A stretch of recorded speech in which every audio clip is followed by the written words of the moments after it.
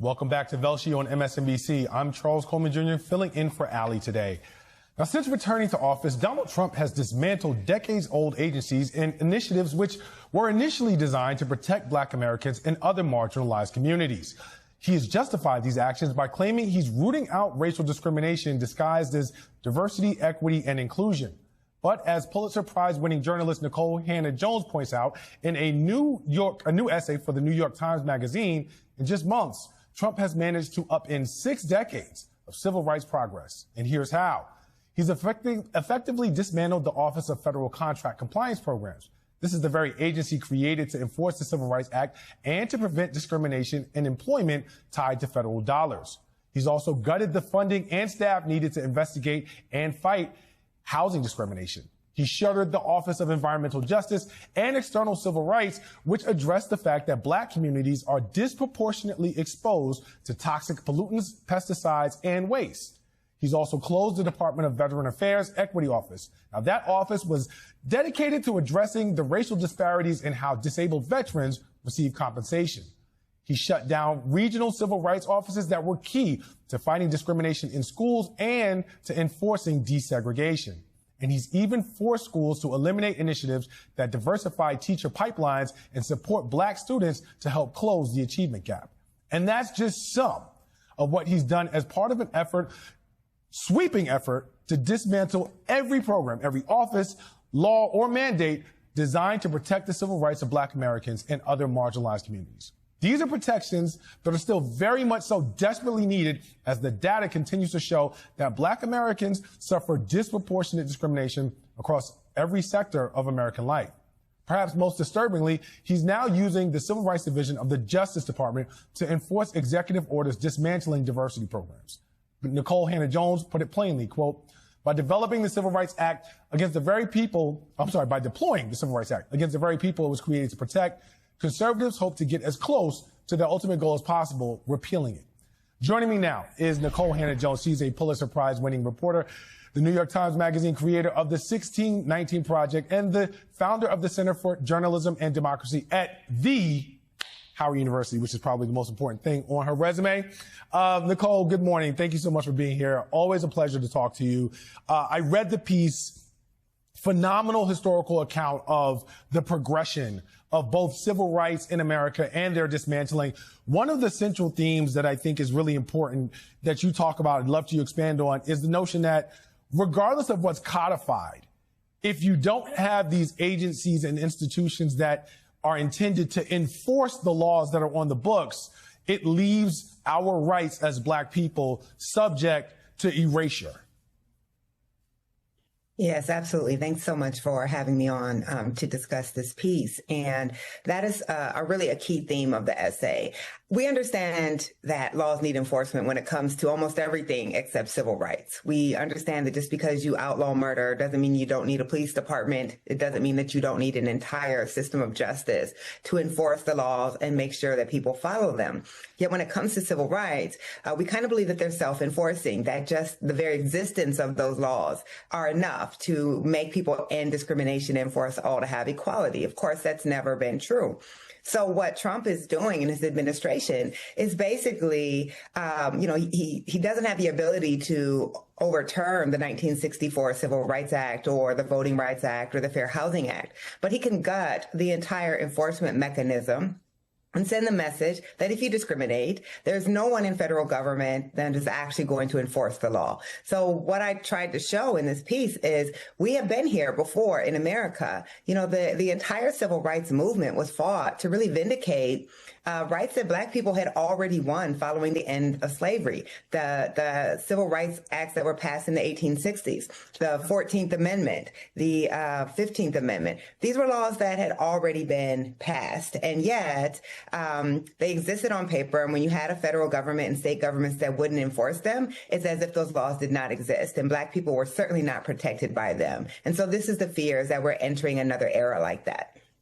You know, Nicole, in your connection to history, the way that you just did, another theme that I noticed when I read the piece was this conversation about how disinformation and distortion of a narrative actually shapes opinions around the necessity for civil rights and how at the turn of Reconstruction, there was an effort by school teachers and textbooks to essentially whitewash history in such a way that made people think differently about the first black Republicans that were elected to the Senate following Reconstruction, following slavery, and how that shaped things, and how now there's also a similar disinformation campaign that has made it seemingly more okay for folks to be not as outraged that civil rights are being erased just 5 years after America's racial reckoning in 2020. Can you talk a little bit more about that? Absolutely. So we know that these efforts to rewrite history, these disinformation campaigns, they go hand in hand. They erase the history first, and that allows them then to erase your rights. And so I talk about this organization called the United Daughters of the Confederacy that rises up after the end of the Civil War. I liken them to, the post-Reconstruction era version of the Moms for Liberty that we see today, which is this group of white women who decide that they want to rewrite the narrative around the white South and why we ever had a civil war in the first place. And so they begin to take control and try to urge the changing of curriculum. They're writing textbooks, and they are basically legitimizing Jim Crow, because they are writing a story, a narrative of the South that Black people were incapable of self-governance, that Black people were getting jobs and getting positions that they didn't deserve, that may sound familiar to the times that we're in, and that Black people were not the rightful participants in democracy. So you have these narratives that are being put out in textbooks, that are being placed, all of the Confederate monuments that we saw, those don't begin until after the fall of Reconstruction. They don't happen right after slavery. And that's creating a narrative that allows the stripping of Black people's rights. So I think we're seeing a similar effort here, these efforts to really downplay the history of racism, to downplay Black accomplishments. The federal government and the Donald Trump administration, we've paid a lot of attention to the way that they have been working to erase the accomplishments of Black people. We haven't paid as much attention to the way that they're actually eradicating the enforcement mechanisms for our civil rights. I think that is just as critical. And the last point I want to quickly make, we keep labeling this DEI. That's because the Trump administration is saying that what he's doing is challenging DEI. Well, first of all, no court has ever said DEI is illegal or discriminatory, but also they're not actually tackling DEI alone. They're actually dismantling the ability to integrate our organizations to try to bring about equality and the enforcement of civil rights. Always something that I think about, which is paying as much attention to the equality of outcomes as we have tried to the equality of opportunity. So much I can talk to you about this, but thank you for your time this morning, Nicole. That is esteemed journalist and Howard University professor, Nicole Hannah-Jones. Nicole Hannah-Jones was on, she was on MSNBC a few weeks ago, interviewed by Charles Coleman. And Attorney Charles Coleman Jr. And she was talking about how Donald Trump has upended 60 years of civil rights progress. Donald Trump has upended 60 years of civil rights progress in 2 months. So she wrote a essay for the New York Times. It's an extensive essay. I printed it out. It's 14 pages.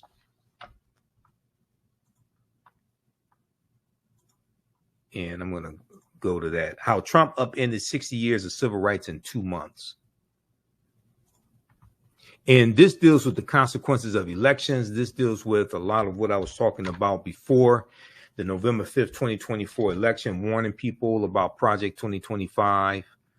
Warning people about Agenda 47, which is the Agenda 47 was Donald Trump's agenda, which mirrors Project 2025. Project 2025 basically tells you how to implement Agenda 47. How Trump upended 60 years of civil rights in 2 months.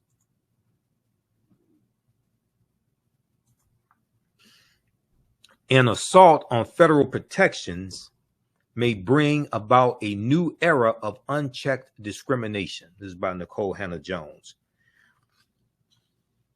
She talks about how last year a little-known office in the U.S. Department of Labor helped Black workers at a Texas medical center recover $900,000 in back wages. Recover $900,000 in back wages. And Black workers at a Caterpillar plant in Illinois recover $800,000 each time over allegations that applicants lost out on jobs because of their race. It was called the Office of Federal Contract Compliance Programs. This division investigates and fights employment discrimination for 1/5 of the U.S. labor force. It was created in 1965 when President Lyndon Johnson signed an executive order strengthening the provision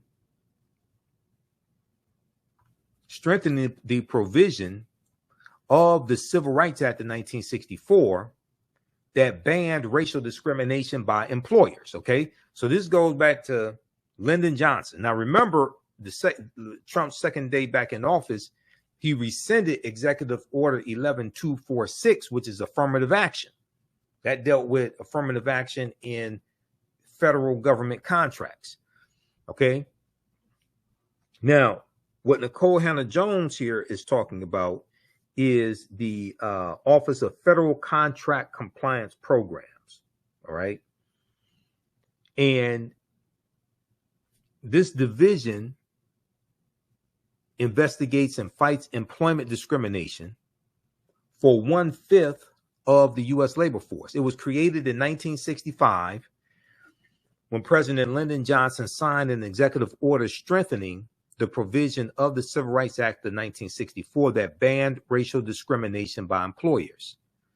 Okay, so the Office of Federal Contract Compliance Programs specifically enforced the law among businesses and institutions that contracted with the government or received federal funds. Okay, that's affirmative action. The landmark law also banned segregation and discrimination in all public places, including schools, libraries, restaurants, and buses. For more than 60 years, the executive order helped many thousands of workers who had endured discrimination. Yet, despite the law, research shows that African Americans continue to face pervasive employment discrimination at a rate that has not declined since the late 1980s. On his second day in office, Donald Trump labeled the Office of Federal Contract Compliance Programs efforts to enforce the 1964 Civil Rights Act illegal and discriminatory, presumably against white people. Donald Trump labeled this illegal and discriminatory, presumably against white people. So one of the themes of Donald Trump's campaign in 2024 was white grievance, and that white people were the main people harmed by racism. And he was dealing with white people's grievances. And when you read Project 2025, you see this theme with the attack on diversity, equity, and inclusion, the attack on affirmative action. And they were saying that white people, they're talking about reverse racism, and they're saying that white people were the ones being harmed by all these programs. And Project 2025 was a direct backlash to the racial reckoning that took place in this country after the killing of George Floyd, May 25th, 2020. And since Trump has been in office this 6 months, you've seen a total reversal of all these programs and initiatives from the past 4 years, but he's wiped out a lot of the progress that we've made over the past 60 years, if you've been paying attention to what's going on. Now, if you haven't been paying attention and you've been watching reality TV shows and just been stuck underneath a rock, then you're not going to understand any of this. Okay, I want to go to this clip here. So read the rest of this article because it is deep. Okay. Let me share a little bit more with you, and then I'm going to go to this clip of her, of Nikole Hannah-Jones on MSNBC breaking this down. Donald Trump signed his own executive order revoking President Johnson's executive order on behalf of, as he put it, quote, hardworking Americans who deserve a shot at the American dream, end quote.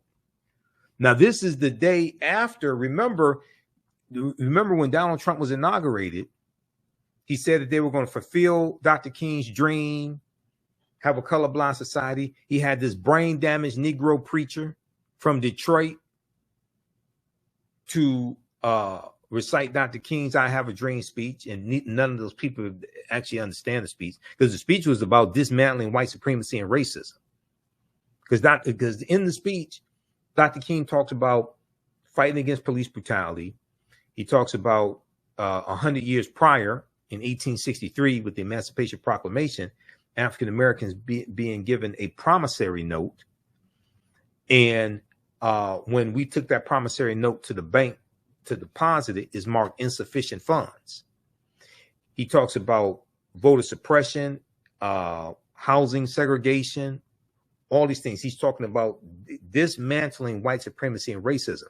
The beloved community, when Mahalia Jackson screams out, tell them about the dream, Martin, and he shifts and starts talking about the dream, that's about the beloved community. That's what happens after you have dismantled white supremacy and racism.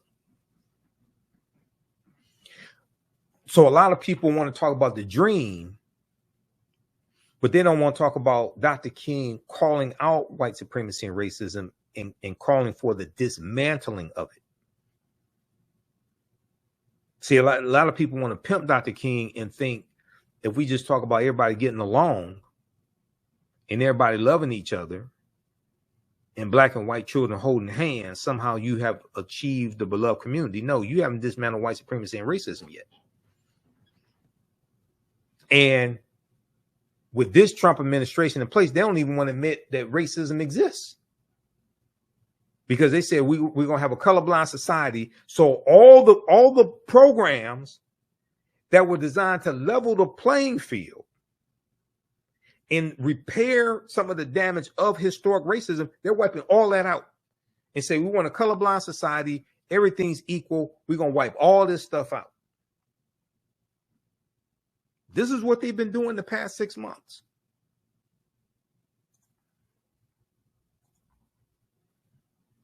Now, I want the reparations people who said, now pay close attention. The reparations people who said, we're not going to vote unless we get reparations. We ain't going to vote for Biden. We ain't going to vote for Biden. We ain't going to vote for Kamala unless we get reparations. Now, what are you getting from Trump? Because Trump said he's going to unleash the police on your ass. And Trump said he campaigned on giving police 100% immunity from criminal prosecution. Now, how you going to get reparations from Trump? How you going to get reparations from a Congress controlled by Republicans? They don't even want to acknowledge that the harm exists, let alone do something about it. If they're going to take away Medicaid from 11.8 million people, if they're going to take away Medicaid from poor white people in rural Georgia, Mississippi, Louisiana that voted for them, now explain to me how you get reparations from them.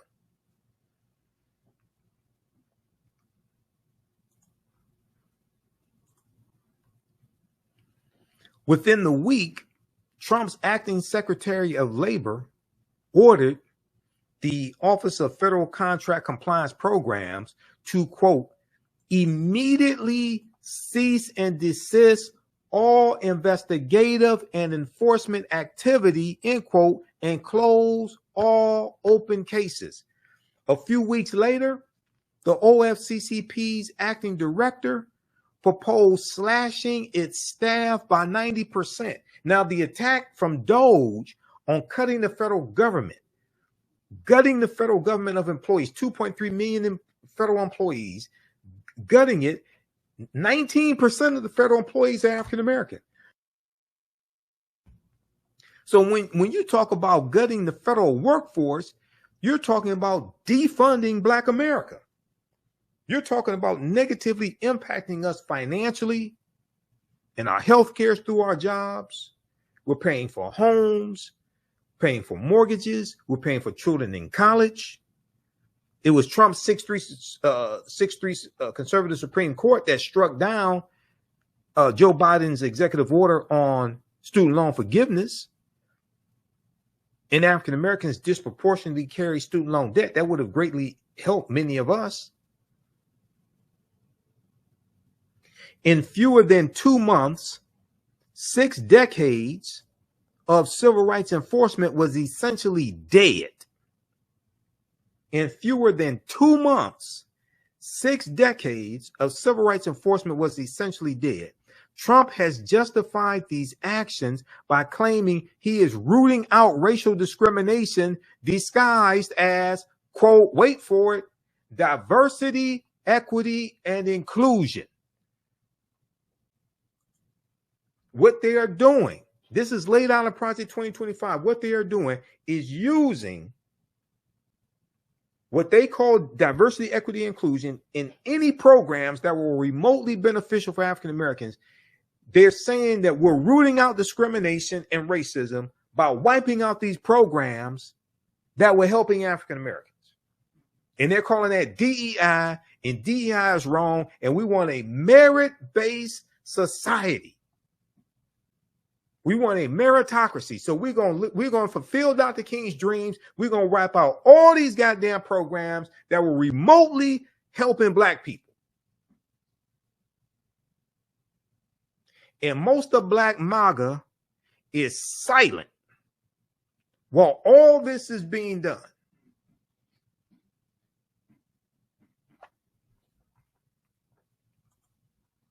Trump has justified these actions by claiming he is rooting out racial discrimination disguised as diversity, equity, inclusion. Indeed, the other federal agency charged with investigating employment discrimination, the EEOC, Equal Employment Opportunity Commission, recently created a page on its website dedicated to helping white Americans file complaints based on being victimized by diversity, equity, and inclusion programs. Now, all this was laid out in Project 2025. Now, I was talking about Project 2020. I've been talking about Project 2025 since 2023 because it came out April 2023 from the Heritage Foundation. They put out a 922-page playbook telling you what they were going to do. And many of our people still just walking around clueless, dumbfounded. Like, notice everybody has a smartphone and many of them are dumber than ever. Everybody has a smartphone. There's a Google machine on your smartphone. You know, the smartphone is probably the most powerful invention in the last 40 years. Yeah, the laptop computer going from mainframes to desktops to Mac to laptop, but you have all this access to knowledge in the palm of your hand. Not only that, did you know that for instance, with Google Chrome and with Microsoft Edge, did you know they have a feature in the browser where they will read the article to you? Now, New York Times and Washington Post, they have that feature if you subscribe to them, because I have digital subscriptions to all of them. I have digital subscriptions to New York Times, Washington Post, right? So sometimes when I'm at work, I'm listening to articles because they have the feature, you press the button and it reads the article to you. But if you look here, okay, so this is, all right, so I just pulled up an article right here, okay. Montgomery Civil Rights Era newspaper honored with historical marker. This is from WSFA Channel 12. Okay, so up here, like Google Chrome, you got the 3 vertical dots up here, upper right-hand corner. You click on that, okay, and then this menu drops down, right? And then you look at that option right there. Listen to the page. Listen to this page. You click on listen to this page, and published by WSFA. Montgomery, Allah. WSFA, a Montgomery-based civil rights era newspaper, has received a historical marker honoring its coverage of historical events. It will read the article to you. Ellen Lake wrote for Harvard and University's newspaper while pursuing her education. You can put in hibernation mode. When Lake noticed that there was it'll read the article to you. And a lack of coverage of civil rights issues in mainstream. This is Google Chrome. So we got all of this access to knowledge, and people just walking around dumbfounded. I don't understand. I'm sorry. I don't understand it. Not only that, they're paying a cell phone bill each month and just walking around just a head full of mush. This seems like a fragment. It makes no sense to me. I don't understand things like that. You know, I admit I consume more news. I do more reading on a daily basis than the average person. I monitor about 35 different news sources on a daily basis. I do understand it, but damn, it's like, come on.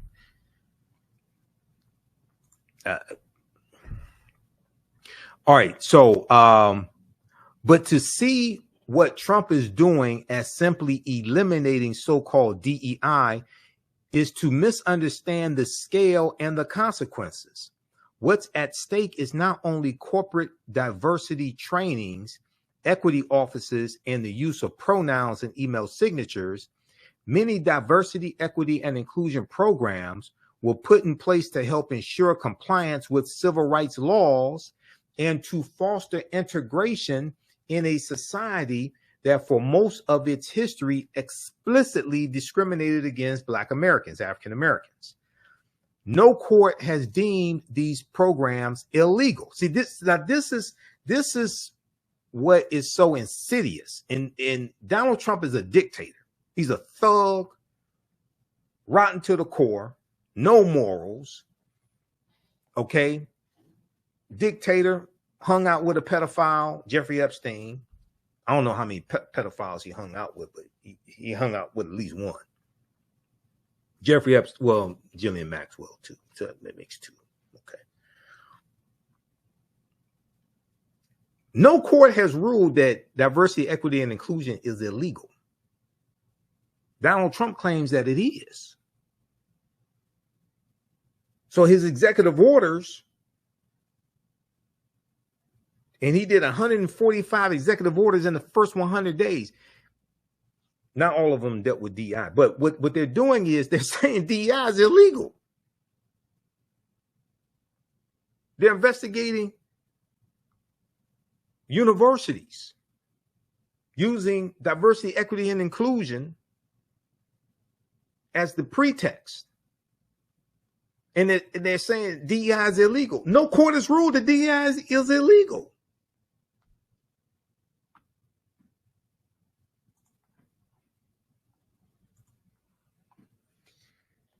No court has deemed these programs illegal. Yet in the opening months of his second term, Trump has capitalized on the unpopularity of equality efforts among some Americans, glibly wielding the language of DEI to initiate the broadest and most significant assault on civil rights and racial integration in the country in more than a century.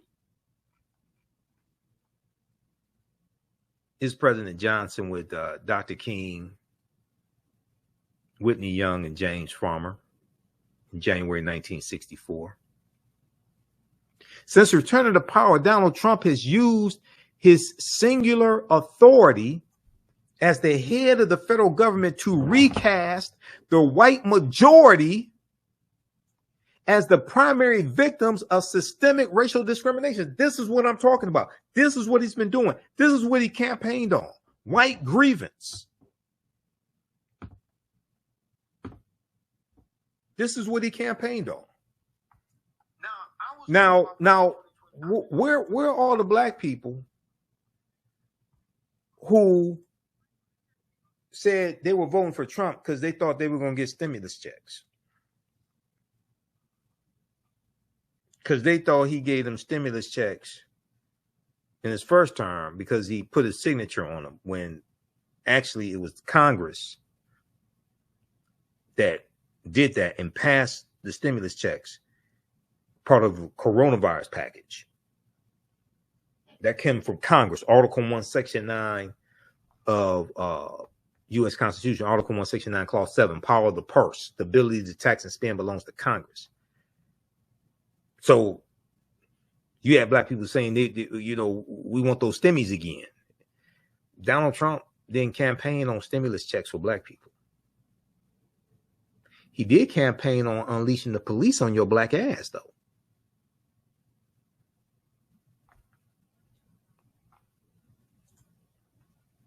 Everybody has a smartphone, and we're dumber than ever. Since returning to power, Trump has used his singular authority as the head of the federal government to recast the white majority as the primary victims of systemic racial discrimination, though no evidence, not even self-reporting among white people, shows this to be true. Okay, read the rest of this here, because this is, like I said, this is a long essay, man. This is deep, okay? This is deep what's taking place. And this is what we were warning people about. So we have to continue to fight this, continue to educate ourselves. We have to leverage our economics to enforce our political agenda as well.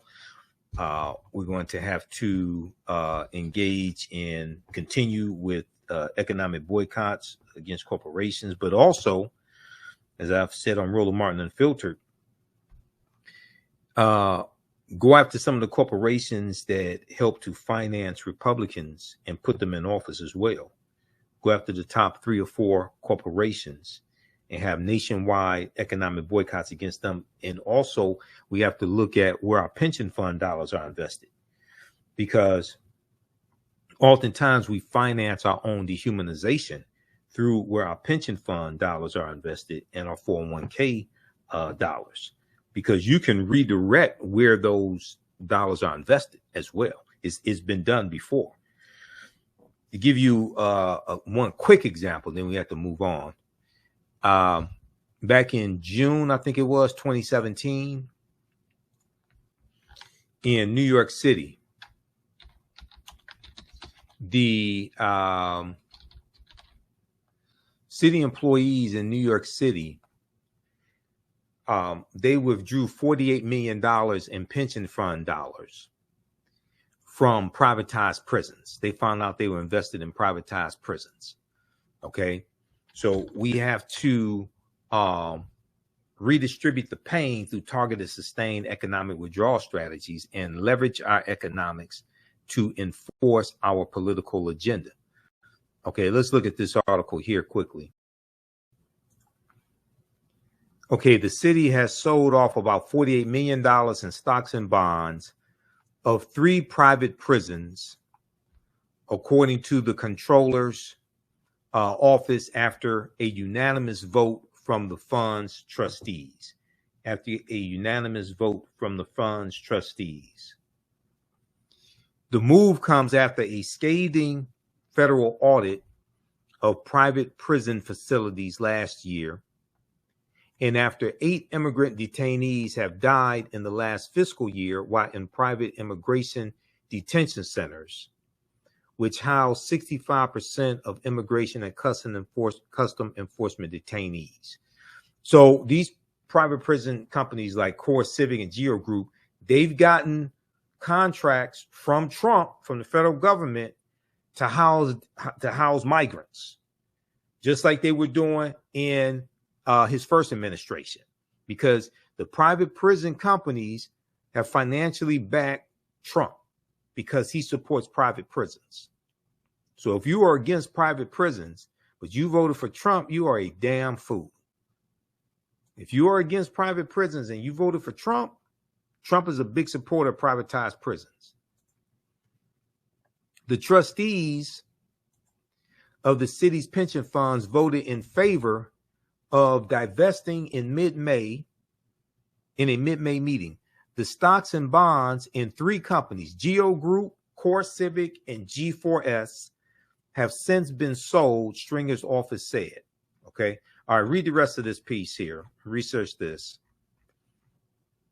New York pension fund to back out of investments in private prisons.